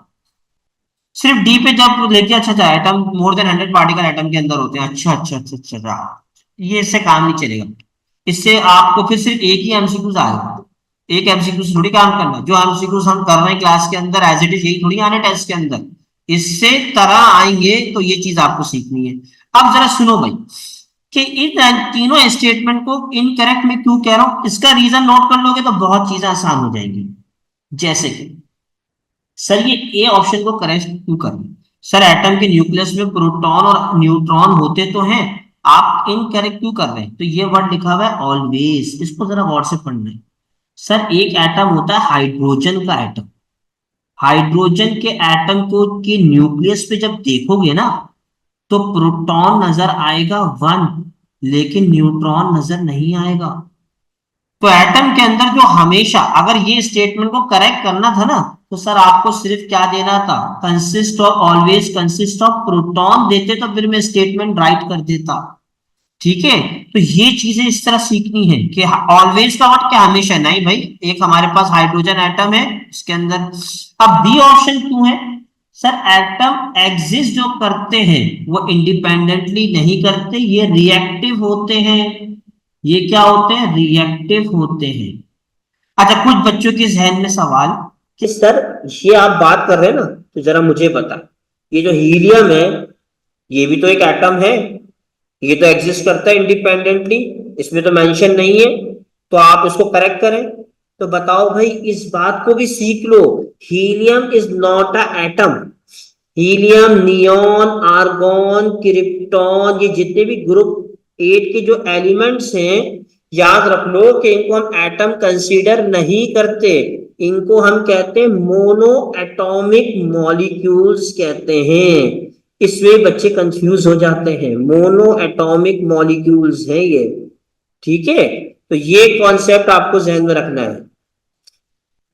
अब इसी तरह ये सी ऑप्शंस की बात करते हैं कि सी ऑप्शंस क्यों क्रॉस करते हैं भाई। देखो भाई, atom is the smallest particle, रट्टा लगा हुआ, तो अक्सर बच्चों को ये डेफिनेशन याद है। अक्सर बच्चों को ये डेफिनेशन याद है, smallest particle of an element is called atom. तो सर ये मैटर तो बहुत बड़ी चीज हो सकती है जिसका मास और वॉल्यूम होता है, मैटर तो भाई बहुत सारे सब्सटेंस का होता है। तो याद रख लो कि सबसे स्मॉल एलिमेंट का जो स्मॉलेस्ट पार्टिकल होता है वो कहलाता है एटम। तो ये मैटर क्यों लिख दिया सर आपने, तो ये ऑप्शन बी क्रॉस कर देंगे। ठीक है, तो ये चीजें सीखोगे तो इंशाल्लाह जो भी टॉपिक, देखो एटम शुरू किया हमने, एटम से रिलेटेड हमने अभी बेसिक जो है वो एक एमसीक्यूज करके चीजों को सीख लिया। अच्छा भाई, अब की पॉइंट क्या याद रखने हैं आपको बुक से? एक तो ये वाला पॉइंट जो कि मैंने ये स्टेटमेंट में लिखा, मोर देन 100 पार्टिकल मौजूद जो कि डिस्कवर हो चुके हैं एटम के अंदर।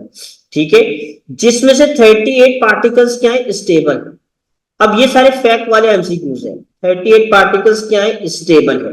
पंजाब बोर्ड की बुक उठाओगे तो स्टेबल पार्टिकल कुछ मेंशन भी है, इलेक्ट्रॉन, प्रोटॉन, न्यूट्रॉन भी स्टेबल पार्टिकल्स में इंक्लूड किए जाते हैं। लेकिन इसके अलावा आपको ये पार्टिकल्स के नाम भी याद रखने हैं, neutrino, हाइप्रोन, anti neutrino.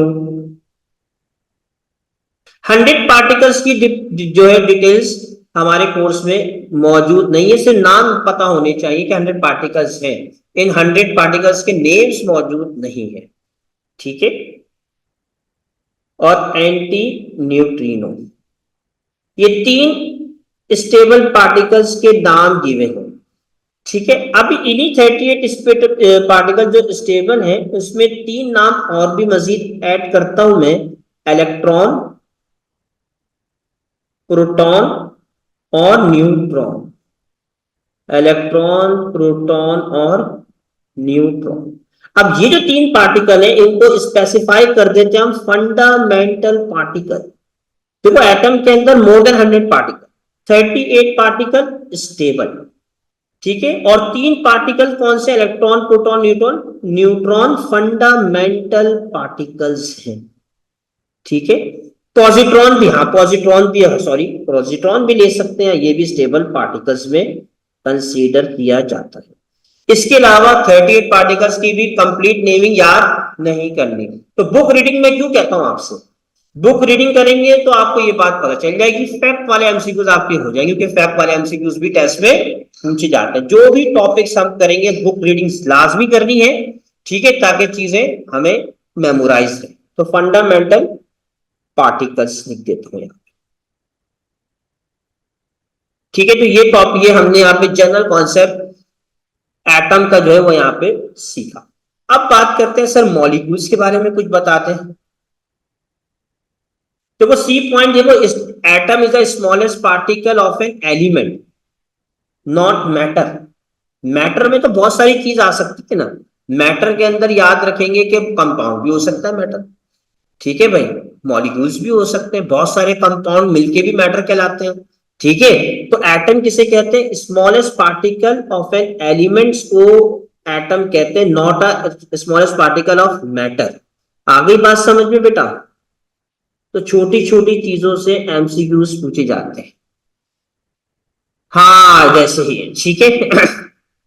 Sir electron जो है जो शेल में प्रेजेंट होते हैं, बिल्कुल सही, प्रोटॉन न्यूट्रॉन न्यूक्लियस में प्रेजेंट होते हैं, हाँ ये पोजीशन अब याद रखोगे भाई।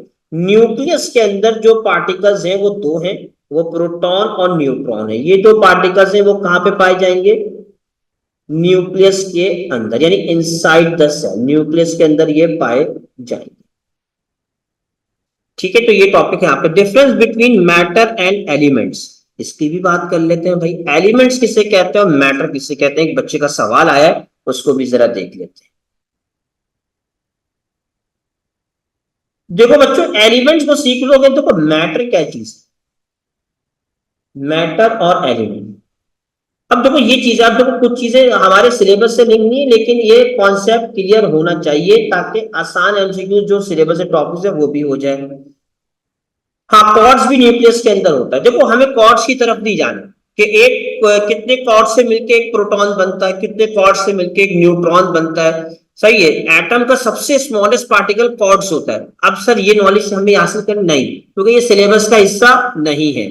तो जियाउल-हक आपको वो चीजें देखनी है जो हमारे कोर्स के अंदर जो चीजें ना उन्हीं की में फोकस करना है, ठीक है। आपको मिलेगा डिफरेंट एमसीक्यूज में बड़े टॉप एमसीक्यूज बना देते हैं बुक वाले, और उसमें कॉर्ड्स और पता नहीं क्या बोलते हैं हाइड्रोन पॉजिट्रॉन को भी डिटेल में कर देते हैं, जब वो एमडी कैट का हिस्सा नहीं है, हमने एफएससी के पेपर का भी हिस्सा, एग्जाम्स का या बुक का हिस्सा नहीं है, तो आपको उन चीजों पे बिल्कुल ही फोकस नहीं करना, सिर्फ आपको सिलेबस और अपनी बुक को फोकस करना है। और आप पास पेपर भी देखेंगे तो आप यही अंदाजा लाएंगे, आप बुक को ही पढ़ लेते तरीके से, एमसीक्यूज ही उसी के डिस्कस जो कर लेते तो हम टेस्ट में अच्छा नंबर ले लेते। तो आपको सिलेबस से बिल्कुल नहीं हटना, बुक की नॉलेज से एडवांस नॉलेज की तरफ नहीं जाना, उसी की हुदूद में रहते हुए अपनी प्रिपरेशंस करनी है।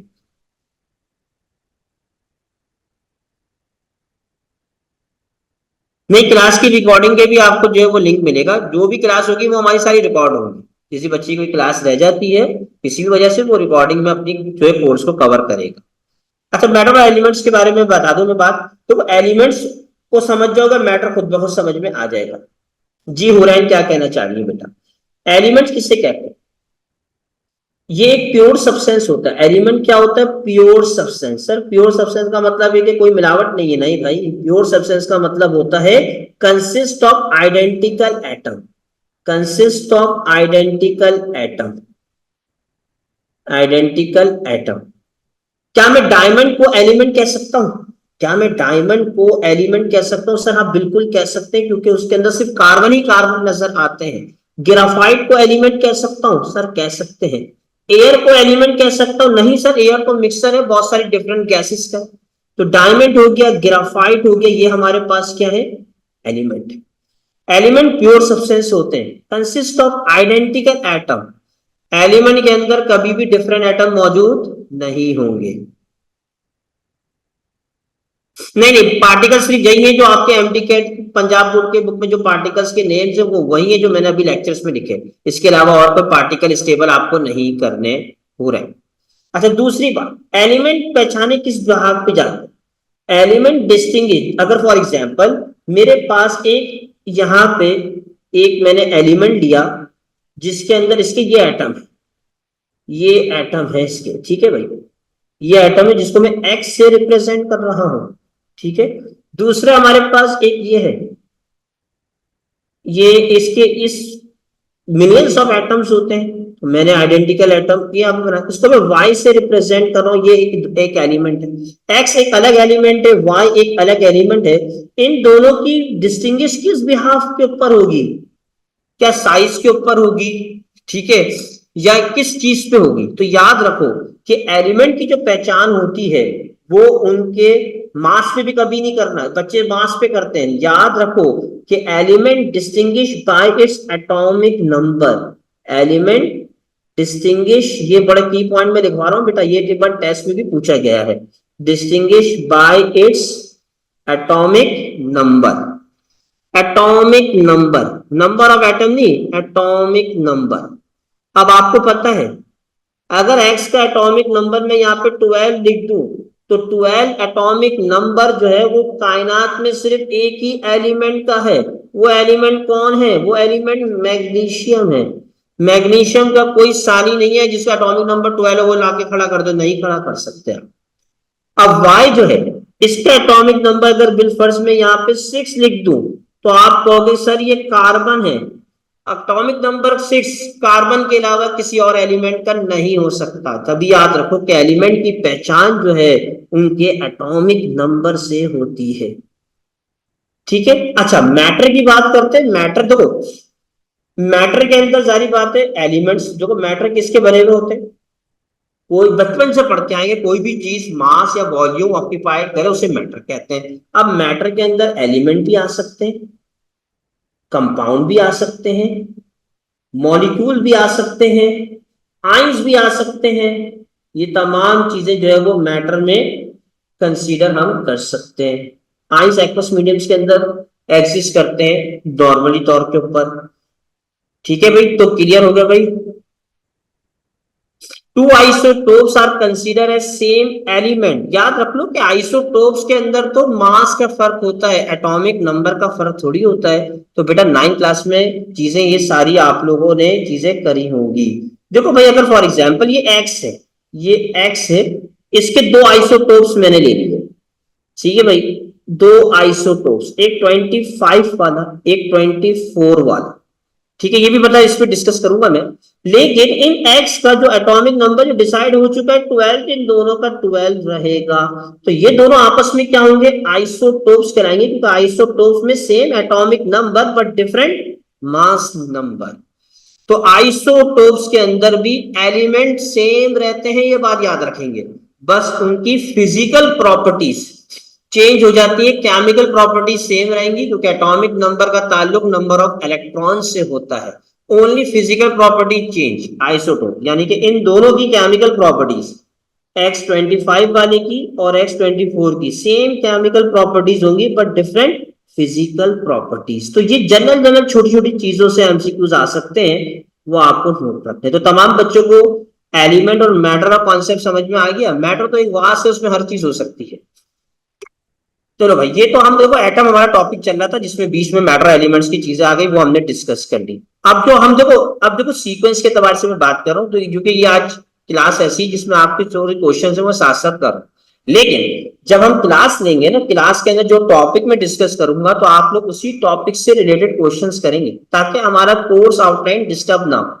ये भी सुन ले भाई, ये भी आप बड़ा अहम बात मैं कर रहा हूँ, क्योंकि बच्चे इसमें फिर क्या करते हैं, जैसे एक बच्ची को एलिमेंट्स पढ़ा रहा हूँ तो हुरैन ने व्हाट इज एम्पेरिकल फार्मूला दे दिया।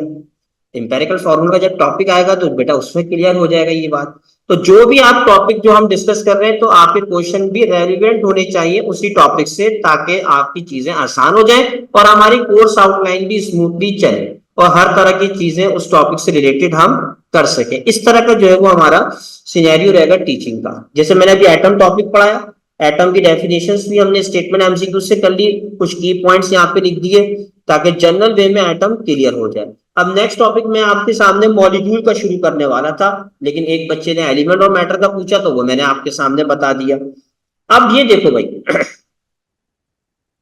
अब जैसे मॉलिक्यूल्स के बाद मैं करता हूं, फिर हमारी क्लास का वक्त खत्म हो जाएगा, तो जाते जाते भी आपको तंग करते हुए जाऊंगा मैं, क्योंकि आज की क्लास में बहुत आपसे मैंने सवाल पूछ लिए, तो आखिर में भी एक सवाल पूछ लूँ।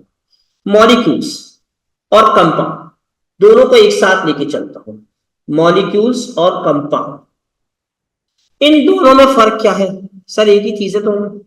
चलो मैं आपसे पहले आप बता दें, मॉलिक्यूल किसे कहते हैं, कंपाउंड किसे कहते हैं? इस एमसीक्यू से जरा मुझे बताएं, विच one is compound? Which one is compound? H2O, ठीक है, NH3, ठीक है, C बल्कि इसको करते हैं K2O, K2O, option D TCl3। Which one is compound सवाल है, ताकि मॉलिक्यूल्स और कंपाउंड का भी कॉन्सेप्ट क्लियर होते हुए जाए। विच वन इज कंपाउंड, सवाल नोट कर लो, which one is compound. 1 minute से ज्यादा सोचने का बिल्कुल वक्त नहीं दूंगा मैं। Which one is compound,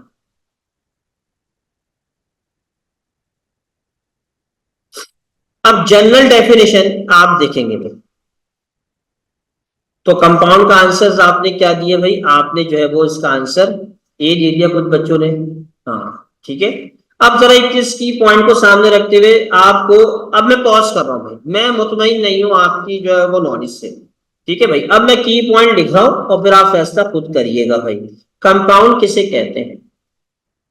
dissimilar atom, क्योंकि ये ट्रिकी एमसीक्यूज है, इसमें जनरल कॉन्सेप्ट से आपको आंसर देना होता है। Dissimilar atom joined together, joined together by ionic bond। ये नॉर्मल कंपाउंड की डेफिनेशन इस तरह हम लिखते हैं, बाय आयोनिक बॉन्ड, जब इस तरह की डायरेक्शन में एमसीक्यूज आते हैं। और मॉलिक्यूल्स के अंदर क्या होती है डेफिनेशन, कोई भी कंपाउंड, अब देखो सुने, मॉलिक्यूल की सिमिलर एटम भी हो सकते हैं मॉलिक्यूल में, सिमिलर और डिसिमिलर भी हो सकते हैं। वाटर मॉलिक्यूल होता है, आपने बायोलॉजी में पढ़ा होगा वाटर मॉलिक्यूल, तो वाटर के अंदर तो डिसिमिलर एटम मौजूद है, सिमिलर और dissimilar atom join together, join together by covalent bond, उसे हम क्या कहते हैं, मॉलिक्यूल। अमोनिया मॉलिक्यूल बायोलॉजी में यूज होता है, NH3, डिसिमिलर एटम मौजूद है बाय कोवलेंट बॉन्ड। अब देखो भाई, ये आयनिक बॉन्ड है, आयनिक बॉन्ड किसके दरमियान होता है? Sir metal plus non metal, पत्थर की लकीर, मेटल प्लस नॉन मेटल, ये आयनिक बॉन्ड के रूल्स है। अच्छा, और पंजाब बोर्ड की बुक जब केमिकल बॉन्डिंग पढ़ोगे तो उसने और भी आसान कर दिया बच्चों के लिए कि मेटल का ताल्लुक कौन से ग्रुप से होना चाहिए, ग्रुप 1A से हो या ग्रुप 2A से हो, एक्सेप्ट बेरिलियम, बेरिलियम को हटा के ग्रुप 2 का, ठीक है। और नॉन मेटल का ताल्लुक किससे हो, ग्रुप 7A ऑक्सीजन फैमिली से या फिर हेलोजन फैमिली से हो। अगर इनके दरमियान अगर कोई बॉन्ड बनता है वो ऑलवेज आयोनिक बॉन्ड होता है। जब कंपाउंड की डेफिनेशन आप समझ में आ गई, अब बताओ आंसर क्या होना चाहिए भाई, अब आंसर क्या होना चाहिए? बड़ा आसान कर दिया है भाई, अब्दुल हसीब ने आंसर सही दिया है। देखो भाई, अब मैं आंसर बताना शुरू करता हूं। वाटर मॉलिक्यूल है, क्यों मॉलिक्यूल है सर? हाइड्रोजन नॉन मेटल होता है और ऑक्सीजन भी non metal, non metal plus non metal covalent bond, तो ऑप्शन क्रॉस।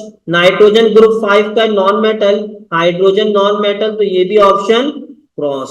सी ऑप्शंस पे जरा नजर डालो, पोटेशियम मेटल है, ग्रुप 1A से बिलोंग करता है, ऑक्सीजन नॉन मेटल है, ग्रुप 6 से करता है। सर आपने अभी बताया ग्रुप 1A और 6 या 7A आपस में अगर ज्वाइन होंगे तो आयनिक बॉन्ड बनाएंगे, तो इस एमसीक्यूज का राइट आंसर ऑप्शन सी हो जाएगा। ऑप्शन डी को भी क्यों क्रॉस किया बेटा? क्योंकि सर फास्फोरस नॉन मेटल है, ग्रुप 5 का है, और क्लोरीन ग्रुप 7 का अंडरस्टूड नॉन मेटल है, तो ये भी मॉलिक्यूल में कंसीडर किया जाएगा। अब आगे बात समझ में, तमाम बच्चों को किस तरह लेके चलना है एमडी कैट को? भाई आसान चीजें हैं, बस डायरेक्शन पिक करनी है ड्यूरिंग लेक्चर। जो बच्चे लेक्चर को तरीके से सुनेंगे, उस लेक्चर को घर जाके या फिर अपने जो है रिविजन करेंगे, तो फिर उनको चीजें आसानी से याद रहेंगी। डे बाय डे आप अपना होमवर्क कंप्लीट करते रहेंगे, प्रैक्टिस एमसीक्यूज करते रहेंगे, तो इंशाल्लाह आप फ्यूचर के डॉक्टर बन जाएंगे। ठीक है भाई, ये तो आज की क्लास हम यहाँ पे फिर एंड करते हैं। उम्मीद है कि ये क्लास आपको, तो अब अगली क्लास का टाइमिंग आपको दे दी जाएगी। ठीक है, अगली क्लास की टाइमिंग आपको जो है ग्रुप पे शेयर कर दी जाएगी। बहुत अच्छा रहा आपके साथ जो है वो एक क्लास पंजाब वाले बच्चों के साथ, सब चीजें आप लोग क्लियर रहेंगी। ठीक है। इसमें सारे ऑप्शंस में एक कंपाउंड है K2O। K2O हमारा राइट आंसर है इस एमसीक्यूज का, विच वन इस कंपाउंड का, क्योंकि इसके अंदर प्योरली आयनिक बॉन्डिंग हो रही है। ठीक है भाई, अलिशबा शब्बीर, बात समझ में आ गई कि इस एमसीक्यूज का राइट आंसर ऑप्शन सी है, क्योंकि इसमें पोटेशियम ऑक्साइड जो है वो प्योरली आयनिक बॉन्ड बना रहा है, तो आयनिक बॉन्ड जितने होते हैं वो कंपाउंड कंसीडर किए जाते हैं। ठीक है, चले भाई, पूरे 5 बज गए, अब आपकी नेक्स्ट क्लास जो है वो होने वाली है। जब तक के लिए अल्लाह हाफिज, अस्सलाम वालेकुम।